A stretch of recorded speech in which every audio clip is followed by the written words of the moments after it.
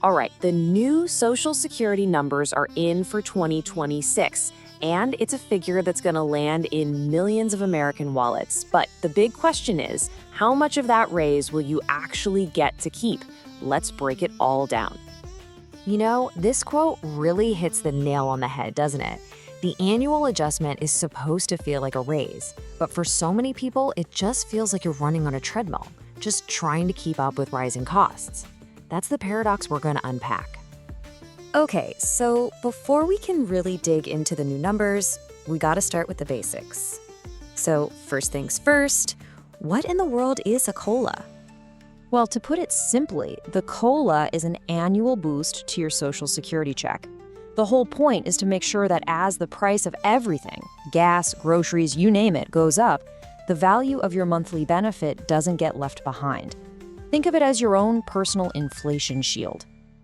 And listen, this isn't some small, obscure policy change. We're talking about something that affects over 75 million Americans. That's everybody on Social Security, plus folks who get Supplemental Security Income, or SSI, which helps disabled individuals and seniors with low income. It is a huge, huge part of the financial picture for millions. So, with that in mind, let's get to the main event, right? The number for 2026. What can you actually expect to see? And here it is. The official figure coming from the Social Security Administration is a 2.8% increase. This change is set to kick in for most people starting in January of 2026. Okay, 2.8%. But what does that actually mean in dollars and cents?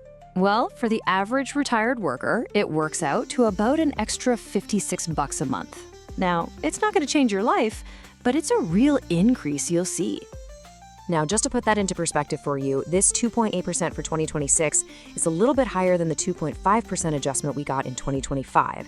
So the needle is moving up, but we're still talking about a pretty modest bump. So, where did this 2.8% number come from? Was it just pulled out of a hat? Nope. There's a very specific and actually kind of fascinating formula behind it all. It all boils down to this three-step process. First, they measure inflation, but not just any inflation. They use a special index called the CPIW.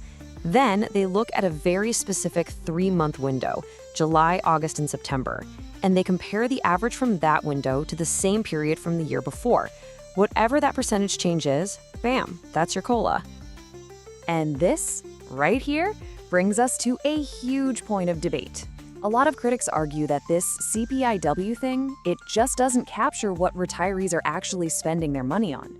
You see, older Americans tend to spend a lot more on things like healthcare and housing, and the costs in those areas can climb way faster than what this general index shows. Which all leads us to the big question, the one that really matters. After all the fancy calculations and percentages, what does this actually mean for you? How much of this raise do you get to keep in your pocket? So let's start with that headline number again. We're talking about an average gross increase of about $56 a month. That's our starting point. But is that where the story ends? Of course not. The gross amount is one thing, but your net gain, what you can actually go out and spend, well, that's often a completely different story. And there's one big reason why. And this right here visualizes the struggle that so many retirees know all too well. You get that COLA boost, which pushes your income up, but then other costs, especially those sneaky Medicare premium hikes, come along and pull it right back down. Since Medicare Part B premiums usually come directly out of your Social Security check, any increase there just eats up your raise instantly. So let's just do the quick math. Let's say your $56 raise gets hit with a $25 increase in your Medicare premium, which is a totally plausible scenario. All of a sudden, your actual net gain is just $31. And that is exactly why this raise can feel like it vanishes into thin air. Okay, so knowing all of this, it's easy to feel a little discouraged. But what can you do about it? Let's talk strategy. The key here is to be proactive, not reactive. So here's what you'll want to keep an eye on moving forward. Number 1, the official Medicare premium announcements. That's the number that will tell you your true net gain. Also, Watch the inflation trends, especially in healthcare and housing. And it's always smart to be aware of any debates in Washington about changing the COLA formula or about the long-term health of the Social Security trust funds. Okay, so what's your game plan? First, and this is the smartest move, budget as if the raise is pretty small. Don't count on having that full $56. This is also a great chance to review your personal budget and see where your money's really going.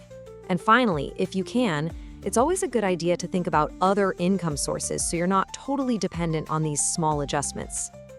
And that really is the biggest takeaway from all of this. The COLA is a helpful, necessary adjustment, but it's also a powerful reminder that Social Security was always meant to be just one piece of your retirement puzzle, not the whole thing. And that really leaves us with one last question for you to think about. If Social Security is just one piece of the puzzle, what do all the other pieces of your financial future look like? Is your retirement puzzle complete? Thanks for joining me for this breakdown.